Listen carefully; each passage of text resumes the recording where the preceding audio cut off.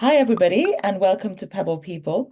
Today, we're actually talking to Lottie, who goes by a little bit of Lottie, on her Instagram, and we are so excited to have her share her journey with us and tell us a little bit more about what it's like to be a modern parent, and to be juggling so much of life, which I'm sure that like everybody is going to be doing. Any mums today are going to be juggling being a mom, potentially working, potentially running a household, etc., etc. So we're super excited to hear a little bit more about you and to give us a little bit of tips, hopefully. So Yeah, welcome.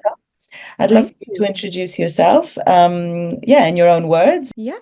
So thank you so much for having me on. So I'm Lottie. I am a mum of two. I've got a 5-year-old and a 3-year-old. I'm also an ICU nurse, a podcaster, an influencer. So yeah, very, very busy. So the juggle is definitely real. So I share the realities of motherhood and the challenges of the juggle on my social media. And obviously, I'm a working mum as well. So the challenges of managing both. Yeah, that's really amazing because I feel like I think we went through a journey with Instagram, right? Where everything was perfect and now people Mm. are doing more relatable content, more sort of real content. And that's sort of Yeah. what I love about your content. But tell me a little bit about how you content create. Like, how do you come up with the ideas, to sort of create your content, and how do you engage with the community in that way? Mhm. So it actually happened by accident. I didn't set out to be an influencer at all. I used to be a bodybuilder and fitness model before I had children. So I kind of built up a little bit of a following doing that because people are always interested in a transformation and, fitness. So I got a bit of a following with that. And then I became a mum. And I was really, really struggling with parenthood and breastfeeding. I didn't know how hard breastfeeding was because I hadn't seen anything, hadn't spoken to anyone. So I shared online my struggles with breastfeeding, my struggles with my mental health. And all of a sudden, people started saying, "Me too, me too." And I kind of found this community by accident of mums that were all going through the same, but had felt unable to talk about it. So I started to share more and more about the challenges of motherhood and the realities and kind of coming away from that perfect side of Instagram. And it's kind of just grown from there. And I've now got this community of people who are sharing the realities and like to see the realities from my page as well. So that's how I've come to where I am today. And I have my podcast as well, which is also sharing the realities of motherhood. And are there any specific topics that are very dear to you or that you feel like keep coming up again and again that always deserve airtime?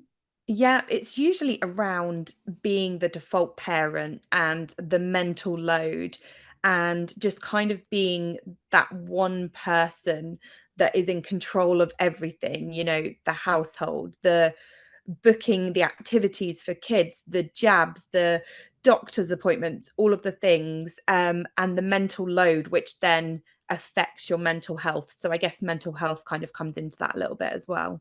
Yeah. And so do you have support as a default parent at all, like during the day? How do you manage that schedule? Like I'm sure it was a journey to get to wherever your support is, but yeah. Yeah. So my husband is very supportive and he's great. He's helpful around the house. He's great with the kids. But I think that even with a supportive husband, even with someone who is, pulling their finger out and trying to do their fair share of the household activities and the life admin, I still do believe that there always ends up being a default parent. And it usually is the mum, but it's not always the mum. And so I think that even with a lot of support, you still tend to carry the burden of the mental load as the default parent. And I'm incredibly lucky. I have my mum who is around and my mother in law who is around. Neither of them work. So they are super helpful with childcare. And luckily, I work shift work, which means that I don't actually have to get a huge amount of childcare because night shifts work really well around the school run because I can come off of a night shift, take the kids to school, go to sleep for a little bit, and then pick them up again later. So that works really, really well. And thankfully, I have got the family around, but not everyone has that. And the juggle of having to work out, okay, who's having the kids while I work? Who's going to do this school run? Who's going to pick them up after school? That is something I've never had to go through, thankfully. But so many people out there are, and it must be incredibly tough. Yeah, no, I mean it is, and I think it really depends a little bit too on where you live. Something that Mm, we noticed at Pebble when we were doing a lot of work around, where should we index in on a lot of childcare? Where should we be, where's the flexibility needed, etc. We realized that in big cities, people aren't always gonna have their parents around.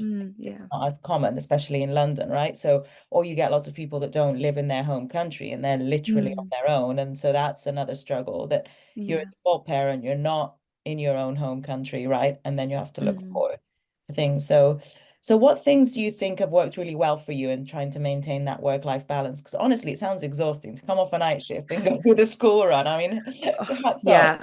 I mean, I'm not gonna lie. When I'm doing a night shift, which is during the week or on a Sunday night leading into a Monday, towards the end of that night shift, I'm like, oh, I've got to do the school run. And I'm just like dying inside a little bit. So I do like doing nights leading into the weekend because I come home and I just die in bed because my Yeah. husband has got the kids. So Yeah. that's always quite nice.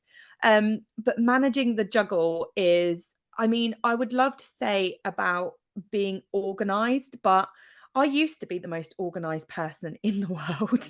And since coming into motherhood, it's almost as though that overwhelm and having just so much on your plate is that I do tend to drop balls left, right, and center. And I think it's just about being kind to yourself and realizing you have so much on your plate. It's okay if you do drop some of your balls and you smash some of those plates, because there is an overwhelming amount of stuff to remember.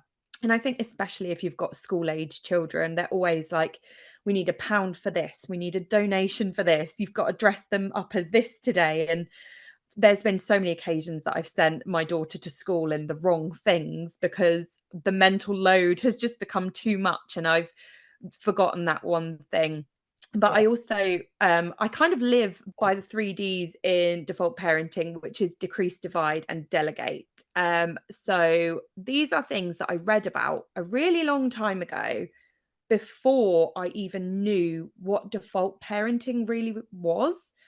And I kind of was going through motherhood as the default parent, feeling resentful towards my husband, feeling cross and angry all the time that I was taking the brunt of all of the stuff. And I read about these before that, and I thought back and I thought, why am I doing all of this? Like, surely I could delegate, surely I could decrease what I'm doing. And I'm my own worst enemy. I take things on. I'm a yes person. And it got to the point where I had to stop being a yes person. I had to start saying no to things for my own mental health, really. So with decrease, it was kind of about setting those boundaries. And if someone said to me, I could really use your help. So, for example, we used to look after our neighbour's child after school. And I said yes to it because I really, really wanted to help. But actually, it was kind of really getting on top of me. And I had to set that boundary and be like, I'm really sorry, but I can't look after him anymore because I've got so much other stuff on myself that I need to be dealing with. So it's about decreasing the amount of stuff you're agreeing to and just saying no.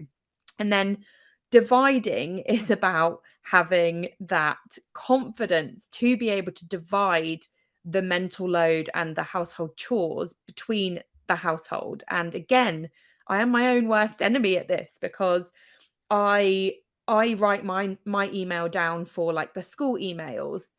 I don't forward them to my husband. I do all of the stuff myself, but then I moan because there's too much. And he's like, but how am I supposed to know about it when you don't send me the emails? And I'm like, yeah, that's true. And instead of asking him to do something, I'll just do it myself because I'll be like, oh, well, it'll be quicker if I just do it, or I'll do a better job of it. So It's about getting out of that perfectionist mindset and saying, you can do this and I'm going to allow you to do it. I'm going to ask you to do it, even though you know that it might not be to your standards. Um, Although, having said that, I have a perfect example of where this went a little bit wrong. Um, I always pack my daughter's swimming bag for her swimming lessons on a Sunday. My husband is home, but we just got into a routine of me packing the swimming bag. Anyway, on this one Sunday, I had loads to do. I was on a night shift. I was tired. I said to my husband, "Can you just please pack the swimming bag today? Because I've got lots to do." And he was like, "Yeah, fine." So he packed it. Off they went to swimming. He calls me from swimming saying, "Oh my God, I'm at swimming and I forgot to pack Bella's swimsuit." So those situations are That is what the one kind of, thing you need there, don't you? yeah, that's what makes you then take on all these things, because you think, well, if I don't do it, they might not do it properly, and then I'm going to have to do it anyway. So it's that finding that balance, isn't it, between Yeah, yeah. you doing it and you having to do it because you know it's going to go wrong. Mm, So you just need to find kind of where you're comfortable with that. And delegate, which is one that not everyone is able to do. This is things like delegating to cleaners or bookkeepers if you run your own business, or just delegating outside of your house for some of the things that you don't have the time to do. I would love a cleaner. I can't afford a cleaner, but that is on my bucket list one day, to get a cleaner so that I can delegate that elsewhere. yeah, What I have done is I've got myself a bookkeeper now, so that I'm not having to manage all of that, because that was taking up a huge portion of my time. And as I said to you before we came on air, is that I've now moved my podcast into the studio, which means that I no longer have to edit my podcast episodes. So I've delegated that to my producers. So it's about like looking at your time as though it's a really valuable resource, and time is also kind of money. And not everyone has the luxury to be able to delegate, but if you do, I highly recommend it. that's great. And I think delegation, you're right. Like it can be a big thing and a big aspirational Mm, thing of one day, if I can afford it, or I'm going to try and find way. But sometimes there could be mini delegations, right, that aren't mm, so big. So I feel like there is a spectrum, right? You could do big delegation like your podcast, which is great and mm. probably really but also I think sometimes when you leave it to the experts, and because that's the thing with delegation, sometimes you delegate it to somebody who actually can do it much better than you can. And so that's the Yeah, mental load is off, the quality goes up, and it's just like an all round, it's worth it, right? yeah, definitely, definitely. That's great. All right, so I would love to move on to just talking about how you manage your two children in Hmm. terms of their activities. So you mentioned swimming, and I know that you have, somebody, Ella, who's now at school age, right? Hmm. Yeah, So talking about that transition of maybe having them both needing, care, whether nursery or with your parents, and then now yeah. moving to school age and not a school aged yet, Mm, right? So how's that yeah. transition been? Yes. So I've actually never had my children in childcare before preschool. So up until Bella went to preschool, I had them both at home with me 24/7. Okay. So it was about kind of trying to find those activities that would work for both of them, and making little tweaks so that things would work for both of them. And then Bella went off to preschool for a couple of days a week, which allowed me to then spend some time doing activities with just Bailey, my youngest. Yeah, So with Bella, I found that we did absolutely everything. We did all the activities, we did all the stuff at home, the posh, tough trays and all of that stuff. But with a second child, the time, there just seems to be way less time to yeah, do all of this stuff. And as well as that, he is very different in what he enjoys activity wise. Bella is very much into her crafts, her colouring, her sitting down and painting and all of that kind of stuff. Whereas Bailey is a very active, outdoorsy, climby kind of boy. And it's only been in the last couple of months that he's actually drawn something or painted something, it always made me laugh because he got sent home from school, from preschool, about 6 months ago with a piece of A4 paper with just one smudge of paint across the front of it. And I was like, yeah, that's Bailey. It's just he's he's not really into the crafty stuff. So it was kind of about then learning again what to do with a child that doesn't like all of those things, because I'm very artistic and creative. So with Bella, I could do all of those crafty activities with her. But then when it came to having Bailey on my own, I was like, oh, what do we do now? Like, because you won't do painting and stuff. So it was about finding those activities that worked for him when it was just me and him at home. And Okay. then on her days off of preschool, we would do things together again. And now that she's in full school full time, he's also in preschool a few days a week as well. So it's about whoever I have at home, working out what needs they have, what they enjoy. And then at the weekends, we just spend a lot of time outdoors. We're a very outdoorsy family, and they both really enjoy that. So that's one activity that they can do together. Oh, cool. All right. And do you do, I guess with school now, with Bella, do you do any wraparound care? Do you pick her up after school is done, for example? How's that working Yeah. out? No, we don't have any wraparound care. Again, we're incredibly fortunate that my hours mean that I can take her and pick her up from school. And then my husband, on the day shifts that I work, my husband takes her and picks her up from school, which Okay. is super handy. But I've got friends that have to do quite a lot of wraparound care. So we're just in an incredibly fortunate position to be able to not have to do that. Yeah, to have that flexibility to. Yeah, yeah. So if in an ideal situation, right, if you wanted to find an activity that both your children would be happy doing, what would Hmm. that look like? Like that you literally could be like, they're both gonna love it. Is there an activity? I know you mentioned being outdoors. Is Yeah. there anything else that you might be able to book them into? Let's say that you'd be, oh, Mm. they're both gonna love it. Yeah. So with the outdoorsy stuff, they love things that are like almost like forest schools or Right. something, where they're creating outside or like bushcrafts and things like that. They love all of that stuff. Okay. But other things would include like things like trampolining, soft play, things where they could run and climb, climbing walls, stuff like that. They're just both very, very active. My daughter loves the arts and crafts, but she also is quite a tomboy and she's very sporty as well. She's a gymnast. So she also loves doing all of the climbing and all of that stuff, which thankfully Bailey really loves as well. Nice. And when you're budgeting, for example, when you're budgeting, right, to see how much money you have, Mm. like disposable income to spend on things like activities, Hmm. so how much of that budget do you think goes to paying for activities, say the swim lessons or whatever? Is that sort of a very chunky side, or is it more like see what you have left over? How does that work? Because I know So we do our like monthly budget, and the lessons are included within our like monthly outgoings. So we have swimming lessons for Bailey. Bella has actually finished hers now. She's graduated. So we don't have those for her anymore, but she goes to gymnastics. So that's sort of within our monthly outgoings, we budget for those.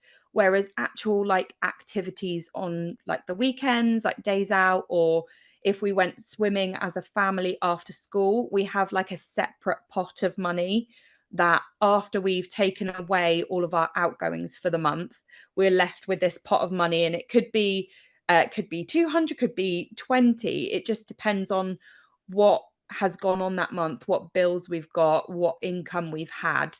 So really the month's activities will depend on finances. So we just kind of look at it like that.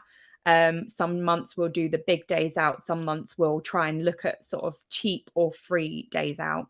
got it. And do you have like a go-to resource, like to find these sort of weekend activities, etc.? How do you learn about it? We do a lot of kind of local stuff, but Yeah. there's a lot of great websites out there, including like your website as well, where you can have a look at all of the places in your area. So usually a good Google search will come up with something to do in the area. social media is always really good as well because you can put the hashtag in for like family days out Berkshire and it will come up with loads and loads of days out that you can do. And there's lots of similar sites like that that come up with things to do. Fellow influencers in the area as well, a good scroll through their page and you'll be able to see, because there's some hidden gems that you Sure. don't necessarily know about. Like we've done a lot recently that is local to us that we didn't actually know even existed. And I found that through seeing it on social media on other people's pages. And the kids have really enjoyed it. So we've agreed to go back to those things, but you wouldn't otherwise know about them. Yeah, no, exactly. And Mm, now with your children being older, do you, mm, I mean, we hear that a lot also from our activity providers. You know, they ask us to if there's a way for us to link up children together or to make a note that this child wants to be with this child, mm, etc. Are you finding that too, that your children are saying, well, my friend so and so is going to this, and so I mm. want to go to, or I don't want to go to this because so and so is not going to this. Is that Yeah, finding they've yeah, gone out a bit older? definitely.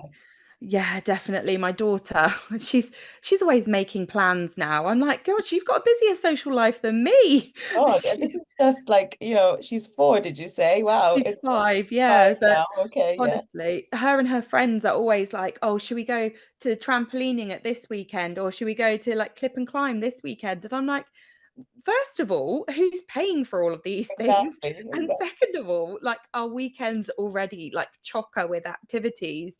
And she's like booking our lives away with her friends because she loves, it's lovely having a little brother, but there's some activities that he is unable to do with her. So she loves to go with her friends to like the climbing walls and things like that. So yeah, sometimes she does want to link up with them and go with them. Yeah, fair enough. And so one of the things that some people do is, now with online, Mm, you don't have to necessarily ask the mothers or the parents. They're just sort of like, you can do it where so and so's going, right? mm. And you can, as you said, with social media, you can see if somebody's tagged it or you see them on their social media and you're like, oh, so and so's going. But have you found a network of also support within other mothers in your Mm. local area, as Oh well yeah. as sort of having your family around for helping with childcare? Yeah, absolutely. When I had Bella, I was the first one out of all of my friends to have a child. So I felt quite alone actually. I felt quite isolated. But there's so many apps out there that you could go on to find mum friends, and there was a lot of local groups. And as I said earlier, there was a lot of activities that I did with Bella. So our local children's centres had a lot of activities. I went to like baby massage, all of those things, and made a lot of friends that way, which was really, really nice because yeah, I was alone to begin with. Then all of my friends have gone on to have children, and I've definitely got this friendship community. But I also feel like I have this secondary community with my Instagram followers as well.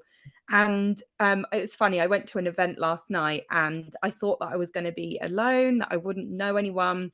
And I turned up, and all my mumfluencer friends were there, and it was just really nice to walk into a room and everyone's like, oh hi Lottie. So I feel like I've got this lovely community of fellow mumfluencers, but also like my followers as well, who I chat to in my DMs and just have a really good relationship with, really. That's really great. I mean, I think, having your local community and then also having your online community and them Yeah. being able to engage with both is such a privilege, and it's so nice. Yeah. I'm sure it also adds a little bit of admin to your life, but maybe it's good Yeah. admin. It's good Yeah, it's admin. good admin. I love to have a chat in my DMs. It's great. Yeah, that's great. No, definitely. Um, Yeah. so I feel like we've covered everything on our side here at Pebble. I guess the only other question maybe I would ask is what in an ideal world, what would you want something like Pebble to offer, a busy mum like you, as opposed to just being able to search for activities and classes? Is there anything else that Pebble do you think could do for parents? You know, Mm, I ask because there's things like we've thought about things like adding resources and parenting tips, maybe mm, creating a community, maybe doing events, maybe mm. would it be help with cost of living? So like, with promotions, like what is there anything that you feel like we could do? I think events are always a good idea because there are quite a lot of pages out there that do like mum events. And I've been to several of them before and have made friends through them who have now become really close friends of mine. So, events is always a good idea because being a mum can be so isolating. And to give people this chance to go along to this event and just kind of put yourself out there and meet other mums who are going through similar Yeah. is a really nice thing to do. Okay, that's great. Yeah, Yeah. we did a couple of Pebble days and they were super successful and Yeah. really ended up, as you said, finding these hidden gems with Yeah. activity providers that never heard of, and Yeah. suddenly so that can be quite good too. Yeah. Amazing. And any final thoughts you'd like to leave us with, whether it's for parents, being first-time parents struggling with Mhm. that, or second-time parents, or Mm. just anything. The floor is yours if you have it. In parenthood, I my biggest motto, I think, in life in general, but especially in parenthood, is you do you. Because with Bella, with my first child, I very much was doing what I thought I should be doing. I was doing what the health visitors told me to do. I was, being a good girl, doing as I was told. I was doing what I thought was right on social media, what was portrayed as being right within media and society, when actually I really should have just looked within myself, within my family, and thought about what was best for us. And the second time round, I really put myself and my family first. And I started thinking about what was best for us. And it really took weight off of my shoulders. And I stopped trying to conform to what I thought the perfect mother should be and did, yeah, the best for us. So I think within parenthood, if you're struggling and you're comparing yourself to people online, if you're feeling sort of as if you've got to do as you're told with the health visitors, what I would say is just you do you. You do what is right for you and is what is right for you and your family. That's great. And then finally, as when you're a first time parent and you're like that, and then when you have a second, Mm. would that advice change at all? I think again, you've got to not compare your second journey to your first journey because we're busy comparing ourselves to other people on social media, within the media, but actually you can also compare yourself and your parenting journey to your first time parenting journey. The first time you've only got one child, when they're asleep, you can sleep, do jobs, do all of the other things. But when you've got two children, when the first one is asleep, you've still got a second one to be dealing with. You've got that extra pressure. And there's also the comparisons of milestones. My first child was very advanced. She spoke very early, she potty trained very early. And my son was the opposite. He didn't speak until he was over two. He must have been about two and a half.